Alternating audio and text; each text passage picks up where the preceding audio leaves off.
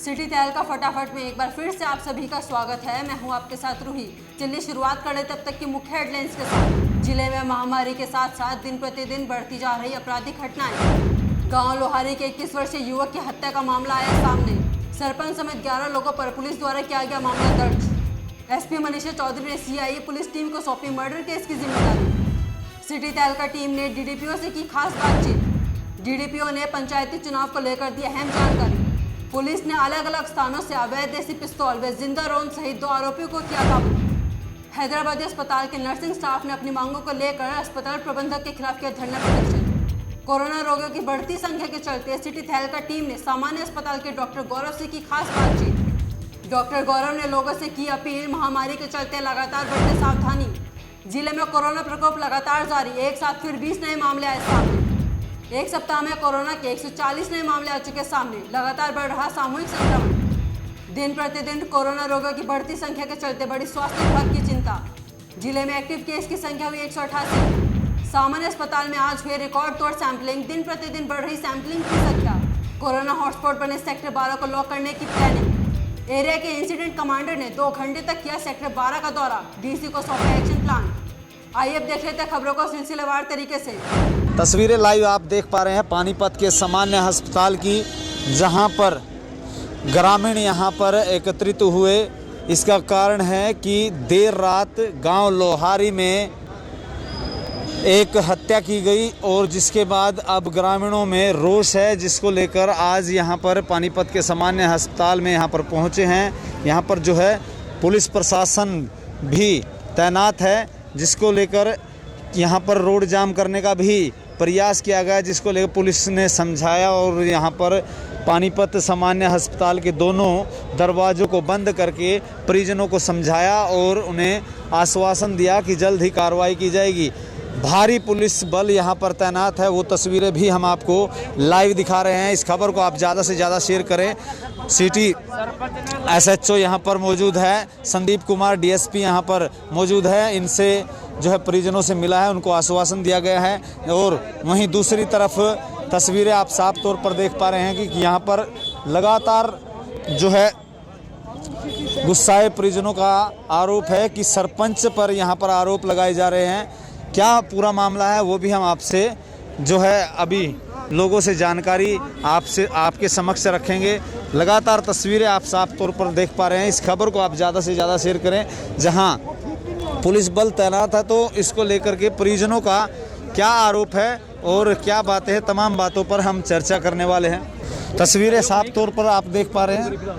Police क्या सहयोग करी? कुछ भी नहीं कर रही सर, क्या पूरा मामला है बताएं। पुलिस के साथ थे, अब घोड़े दिखाएंगे उनको। पूरा मामला क्या है सर? शाम को क्या मामला जो है ना, लड़के की हत्या करी गई है और कोई हमारी उसके साथ जाति दुश्मनी नहीं है, कोई खान दुश्मनी नहीं है। बस वो दबंगाई में दबंग होना चाहते हैं। सरपंच खुद हर बार पीछे फेर एक लड़का, पहले भी एक लड़का मरवा दिया था ऐसे उन्होंने। तो अब मौके पर DSP थे आश्वासन के लिए, यहाँ पर क्या DSP ने आश्वासन दिया है पकड़ के लाऊंगा, लेकिन पकड़ के तो नहीं लाया। हमने नाम डिक्लेयर कर दिया, सरपंच ने मारा है, तो अभी पकड़ के तो नहीं लाया। आश्वासन से क्या करेंगे हम? तो आप लोग क्या चाहते हैं? हम ये चाह रहे हैं कि वो जो है ना, प्रशासन उनको पकड़े, जेल भेजे, सजा दे। अगर सरकार और प्रशासन नहीं है, वो हमारे को दे दे या हमारे को ये कह दे तुम कर लो जो करना है। हम अपने हाथ से सरपंच को मारेंगे, हम सरपंच को मारेंगे अपने हाथ से। अगर प्रशासन हाथ खड़े करता है तो कानून नहीं है कोई। तो कानून व्यवस्था है, कानून व्यवस्था है तो हम विश्वास कर रहे हैं। फिर पकड़ा क्यों नहीं अभी तक? पकड़ा क्यों नहीं गया? कानून व्यवस्था अभी तक पकड़ा क्यों नहीं गया? जबकि वही आदमी जो सारी रात पुलिस के साथ बैठा था, मर्डर करके पुलिस के साथ ड्रिंक कर रहा है। MLA बलबीर वाल्मीकि की पूरी शह, यहाँ जितने आदमी फट्टड़ हुए, जिनको गंडासी लगी, चोट लगी, इतनी अप्रोच को साथ ही साथ वापस डिस्चार्ज, जिसको 25 टके वो साथ ही डिस्चार्ज। और हमारे को शक ये है वो अपनी जाना ताकत का इस्तेमाल करके ये मर्डर रिपोर्ट भी अलग लिखवाएंगे। हमारे को पूरा डाउट नहीं भाई साहब, पुलिस वाले पिता को मेरा नाम राजवीर भारद्वाज है, मैं लड़के का नाना हूँ। तो क्या कहना चाहेंगे जी? इंसाफ होना चाहिए, इंसाफ होना चाहिए, इंसाफ होना चाहिए। हमारी यही मांग, हमारी इंसाफ होना चाहिए हमारा। हमारी यही मांग है। लगातार यहाँ पर मांग है कि पूरी तौर पर इंसाफ किया जाए, क्योंकि जो है मर्डर का मामला है और इसमें सीधा सीधा ग्रामीणों ने सरपंच पर आरोप लगाए हैं कि सरपंच द्वारा ही उसकी हत्या की गई है। वहीं पुलिस से भी मिली भगत के यहाँ पर आरोप लगाए। वहीं उनका ये भी कहना है कि यदि उनको किसी प्रकार से कानून व्यवस्था से यदि कोई किसी प्रकार की कोई मदद नहीं मिलती है तो वह अपना कदम खुद भी चुन सकते हैं। बहरहाल पुलिस पूरे मामले को गंभीरता से लेते हुए यहाँ पर डीएसपी संदीप कुमार मौजूद हैं, तो वहीं पुलिस बल ताकि किसी प्रकार का यहाँ पर लाइन ऑर्डर ना बिगड़े, जिसको लेकर यहाँ पर पुलिस बल तैनात है। तो वहीं ग्रामीणों का भी कहना है कि जब तक आरोपियों की गिरफ्तारी नहीं हो जाती तो तब तक किसी प्रकार से यहाँ से वो हिलने वाले नहीं हैं। तमाम तस्वीरें सिटी तहलका के माध्यम से हम आपको दिखाएंगे। लगातार बने रहे सिटी तहलका के साथ और इस खबर को आप ज़्यादा से ज़्यादा शेयर करें, क्योंकि पानीपत के अंदर अब क्राइम की जो आंकड़े हैं वो लगातार बढ़ते जा रहे हैं। आए दिन जो है क्राइम की वारदात, चैन स्नैचिंग, लूट, हत्या, मर्डर जैसे मामले अब सामने आने लगे हैं। तो दूसरी तरफ कोरोना काल भी है, वो भी तमाम तस्वीरें और तमाम खबरें हम आपको समयबद्ध सबसे पहले दिखाएंगे। लगातार जुड़े रहे सिटी तहलका सच के साथ। सहयोगी निहाल शर्मा के साथ जितेंद्र अलाव, सिटी तहलका पानीपत। अब सरकार के बाद अब पंचायती राज के चुनाव की सरगर्मियां भी तेज हो चुकी हैं, जिसको लेकर अब ड्रा प्रशासनिक अधिकारियों द्वारा निकाले गए। फिलहाल हमारे साथ जो है डीडीपीओ साथ हैं, उनसे जानने का प्रयास करेंगे कि जिला परिषद, ब्लॉक समिति और पंचायती राज को लेकर के किस तरह की व्यापक तैयारियां हैं और ड्रा में कहां कहां क्या बदलाव किए गए। सर, आपका स्वागत है। किस तरह से अब की बार पंचायती चुनाव को नोटिफिकेशन जारी हुई थी और ड्रा निकाले गए? देखिए 30 मार्च 2020 को इलेक्शन कमीशन की तरफ से हमारे पास एक हरियाणा की तरफ से एक लेटर आया था कि भाई पंचायतों की वार्डबंदी, जिला परिषद की पंचायत समिति की वार्डबंदी कर ली जाए और 30 जून तक करनी थी हमने। तो प्रोसेस हमने सारा एज पर जो गाइडलाइन है उसके अनुसार कर दिया हमने पूरा। तो इसमें बदलाव क्या किए गए हैं? क्योंकि आरक्षित सीटों में अब की बार जो बदलाव है, काफ़ी गांव हैं उनको बदलाव किया गया है। किस तरह से बदलाव किए गए? जो महिला रिजर्व है वो ऑटोमेटिक है, वहाँ महिला की जगह जेंट्स आ जाएगा। जो वार्डबंदी है वो उसको हम चेंज नहीं कर सकते। वार्डबंदी हर 10 साल के बाद चेंज होती है। हमारी पीछे वार्डबंदी 2015 में हो चुकी है। तो जहाँ पर जर्नल सीट थी सरपंच के लिए, अब आरक्षित हो गई है। वो कितने साल का प्रोसेस होता है? उसको किस तरह से लोगों को वो तो है ना प्रोसेस है, जो एससी उसका सर्कल चैन सिस्टम होता है। जैसे हमारा सर्कल पहिया घूमता है, ऐसे ही जो आबादी जिसकी ज़्यादा होगी, पहले आबादी ज़्यादा वाला रिजर्व में लिया जाएगा, उसके बाद नेक्स्ट लिया जाएगा। अब जिसका नंबर आया है, परसेंटेज जिसकी जब से आई हुई है और वो पीछे एससी भी नहीं आ सका, तो उसका अब नंबर आएगा। उस पंचायत द्वारा ड्रा अनुसार होता है। एक अब की बार जो बदलाव किया गया था, जैसे कि निगम की बात की जाए तो निगम में मेयर डायरेक्ट चुना गया। अब की बार जिला परिषद चेयरमैन को लेकर के किसी तरह की कोई नोटिफिकेशन है? अभी कोई नोटिफिकेशन हमारे पास नहीं आई है। तो अब की बार महिला या कौन अब की बार जिला परिषद का चेयरमैन होगा, उसको लेकर के तो वो डायरेक्टर पंचायत लेवल पर सरकार की तरफ लेवल से होगा, हमारी तरफ से नहीं होगा। बहरहाल कोई नोटिफिकेशन हमारे पास कुछ नहीं नोटिस। तो अब ड्रा में ब्लॉक समिति और चेयरमैन की जो वार्डबंदी की गई, उसमें कितने बदलाव किए गए? कौन से वार्ड में, थोड़ा बताएंगे? जैसे पंचायत समिति चेयरमैन का हम करते हैं, यहाँ पे एडीसी मैडम करती है, और यहाँ पे जिला परिषद का डी साहब करते हैं। तो चेयरमैन जिला परिषद का जो होता है वो डायरेक्टर पंचायत की तरफ से होगा। वार्डों का हमारा द्वारा करवा दिया गया है यहाँ, जो डायरेक्टर अपने डी साहब की तरफ से। तो ये जो सिस्टम हो वो आपने बताया, जैसे सर्कल सिस्टम है उसके अनुसार ये ऑटोमेटिक होता है हमारा, वो हमने कर दिया। डीडीपीओ साहब, एक बात और है, क्योंकि अब पंचायती चुनाव है, पढ़ी लिखी पंचायत को लेकर के पिछली बार डिले हो गया था और उसको मान लो हम कवर करें तो अब तक पूरा हो जाता है सरपंचों का समय। तो अब इसको टलाया गया है या अभी इसी साल में इसको किया जाएगा? देखिए पिछला जो चुनाव था ना, वो 2015 में ड्यू था, जुलाई में, 25 जुलाई के बाद कभी ड्यू था वो। लेकिन वो एजुकेशन का सिस्टम जो लागू किया गया उसके अनुसार माननीय उच्च न्यायालय में कुछ आदमी चले गए थे वहाँ, उसके अगेंस्ट फिर सुप्रीम कोर्ट में अपील हुई, माननीय सुप्रीम कोर्ट में। उसके बाद इसलिए ये ऑटोमेटिक 5-6 महीने लेट हुए इलेक्शन। जनवरी 16 में इलेक्शन हुए थे। तो अब ये टर्म में सरकार के अभी तक हमारे पास कोई ऐसी नोटिफिकेशन नहीं आया है कि भाई ये बंद कर दी जाए या आगे डगा दिया जाए, इनको आगे टला दिया जाए, ऐसा कोई नोटिफिकेशन नहीं आया है। जब भी सरकार की तरफ से जो भी आदेश प्राप्त होगा उसके अनुसार कार्रवाई कर दी जाएगी। हाँ, लेकिन अभी सरकार की तरफ से ये जरूर एक बार आया था कि ऑथेंटिक बयान तो नहीं आया, लेकिन ये बात जरूर चली थी कि अक्टूबर-नवंबर तक जो है पंचायत के चुनाव करा दिए जाएं। ऐसे ये सरकार के ऊपर डिपेंड है। सरकार इलेक्शन कमीशन को 6 महीने गाइडलाइन अनुसार ना सरकार अपने संज्ञान में ले सकती है। 6 महीने पहले भी करवा सकती है, बाद में करवा सकती है। यदि अभी हाल ही में लास्ट में दिसंबर तक कराए जाते तो आपकी किस तरह की व्यापक तैयारी है? हमारी तैयारी पूरी है, कोई दिक्कत नहीं है। हमारे पास सारा वोटर लिस्ट वगैरह है, जो वार्डबंदी सिस्टम है हमारा सारा ओके। और चलो इससे हट के बात कर लेते, पंचायत को लेकर के किस तरह का विकास है शहर के अंदर, गांव के अंदर, और किस तरह से आगे आपने सोचा है, क्योंकि आप ज़िले के जो है पंचायत अधिकारी हैं, तो ऐसे में किस तरह की आपकी स्थितियाँ हैं? पहला नंबर तो हम समय समय पर विकास कार्य तो होते रहते, गलियाँ नालियाँ बनती रहती हैं हमारी, बनाते रहते हैं हम। सिस्टम है मतलब मूलभूत सुविधाएं लोगों को ज़्यादा से ज़्यादा स्वास्थ्य के प्रति, जैसे हमने योगशालाएँ बनवाई हैं, व्यायामशालाएँ बनवाई हैं, और हमने ओपन जिम भी बनवाए हैं गांव में।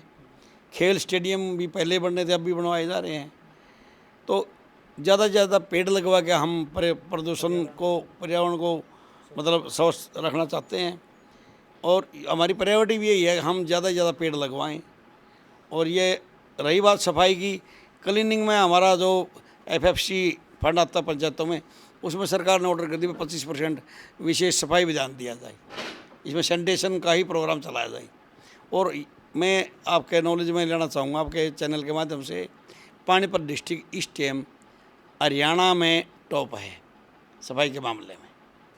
हमारा यहाँ समय समय पर अभियान चलते रहते हैं, और हमारे जो सरपंच साहिबान हैं, ग्राम पंचायतें हैं, पंच भी हैं, सभी गांव के मौजूद आदमी भी हैं, वो समय समय पर अच्छी भागीदारी दिखाते हैं और सामूहिक रूप से सफाई अभियान में बढ़ चढ़कर योगदान देते हैं। तो एक जो है इस राणा खंड की बात की जाए तो एक सचिव का मामला आया था, बहुत ही काफ़ी गरमाया है कि उसमें भ्रष्टाचार के आरोप लगे थे। उसको लेकर के किस तरह की जांच चल रही है, उसमें कोई आपने अभी तक क्या पाया है, और इसको लेकर के क्या आपका? देखिए, वो वीडियो इस राणा द्वारा जांच की गई थी, डी साहब को रिपोर्ट पेश की गई थी। उसके अनुसार हमने सरपंच को, ग्राम सचिव को चार्जशीट कर दिया था, और इंक्वायरी उन्होंने अपना स्पष्टीकरण दिया था। स्पष्टीकरण के आधार पर एक्शन पंचायती राज जो हमारे जिला के टेक्निकल हेड हैं उनको जांच दी गई, भाई ये जो इन्होंने जवाब दावा दिया है, भाई क्या ये मौके पर काम हुए कि नहीं हुए और कितने हुए हैं, उसकी जांच की जा रही है। उसके अनुसार आगामी कार्रवाई उपायुक्त महोदय के संज्ञान में ला दी जाएगी। ये थे DDPO हमारे साथ, उन्होंने ये कहा कि पंचायती चुनाव को लेकर के जहां प्रक्रियाएं पूरी कर ली गई हैं, तो दूसरी तरफ विकास की यदि बात की जाए तो हर ग्रामीण क्षेत्र में अब जिम हो या कोई प्रयोगशाला हो या योगशाला हो, तमाम बातों पर पंचायती राज अपनी तरफ से कोई कोर कसर नहीं छोड़ रहा है। और आगे किसी प्रकार की कोई नोटिफिकेशन आती है तो उसके लिए पंचायती राज तत्पर तैयार है। सहयोगी धर्मवीर सहरावत के साथ जितेंद्र अहलावत, सिटी तहलका।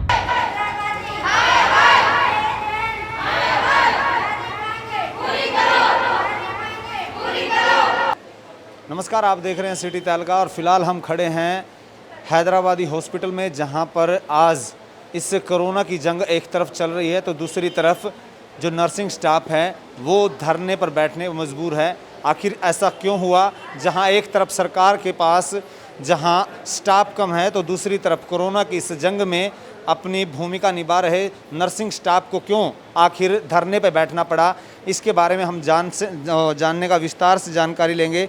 नर्सिंग स्टाफ हमारे साथ हैं, उनसे पूछने का प्रयास करें आज क्यों धरने पर बैठे हैं, क्या कारण? भैया 4 साल से हमारा इंक्रीमेंट रोक रखा है। 4 साल से यही कहते आ रहे हैं कि आज देंगे, अब दें, अगले महीने देंगे, अगले महीने देंगे। हम पिछले महीने बाबूजी से बात करने गए, मैं सारा स्टाफ उनके पास 8-10 चक्कर काट आया है। हम सारा स्टाफ फिर पिछले महीने इकट्ठा होके गए। हम बोले बाबूजी क्या करना है, आप कह रहे थे अब देंगे अब देंगे, कहता है अब तो बेटा कोरोना चल रहा है, स्टाफ में वैसे ही पेशेंट नहीं हो रहे। हम बोले, फिर हमारी बात होगी ऐसे ही, बाबूजी आपने हर चीज़ के रेट तो बढ़ा दिए हैं, तो कोरोना चल रहा है, जो आम पब्लिक है उनके लिए कोरोना नहीं है, जो हर चीज़ में आपके प्राइस बढ़ गए हैं, ठीक है, तो हमारा भी दे दो। कहता हमारे पास देने के लिए नहीं है, जब कोरोना हो जाएगा ना फिर आपको इकट्ठा दे देंगे। मगर फिर हमने सारी बात करी कि बाबूजी एक बात बताओ, जब 300 स्टाफ 200 स्टाफ है यहाँ पे, सबका इकट्ठा नहीं दिया जाएगा, आप थोड़ा थोड़ा करके डाल दो। अगर आप पे 20 स्टाफ का लगता है 20 का डाल दो, अगर 40 का लगता है 40 का डाल दो, थोड़ा थोड़ा करके सबका डाल दो। कहता ठीक है बेटा, हम डाल देंगे, अगले महीने से डाल लेंगे। मैं कहा ठीक है। फिर हम सारे स्टाफ आ गए, चलो आश्वासन दे दिया, हम आ गए वापस। आते ही अगले महीने अब ये पे डाल ली, तो हमने इनको पहले ही बोल दिया था अगर अगले महीने हमारा ये नहीं डलेगा इंक्रीमेंट तो यहाँ पे स्टाफ स्ट्राइक पे बैठेगा। तो हमने तो इनको पहले बोल दिया था ये बात।